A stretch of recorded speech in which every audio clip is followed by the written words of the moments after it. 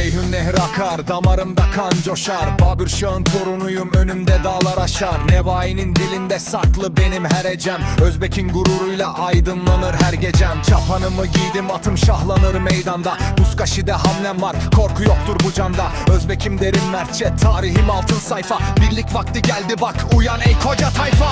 Hak yolda ülküsü, Türkmenin akışında. Bin bir emek gizlidir halımın her atışında. Mahtum kulu söyler, biz hep hakkın sesiyiz. Çöllerin aslanı, bozkırın nefesiyiz. Telpek başımda dik, alnım açık yüzüm ak.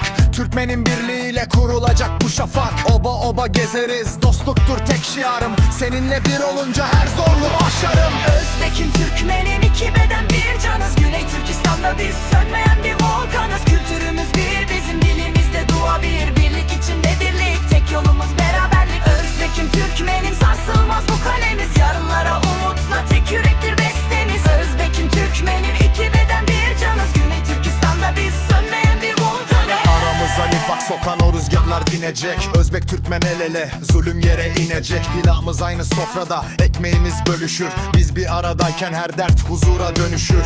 Gülbahar bayramında rengarenk tüm sokaklar. Aramızdaki bağı sadece tarih paklar. Kardeşine sırt dönme, o senin öz kardeşin. Sen dik durdukça Türkmen, eğilmez Özbek başın. Unutma, kökümüz bir, töremiz bir. Kayıdan Babür'e, Selçuklu'dan bugüne. Afganistan topraklarında Türk'ün mührü silinmez. Beraberiz, biriz.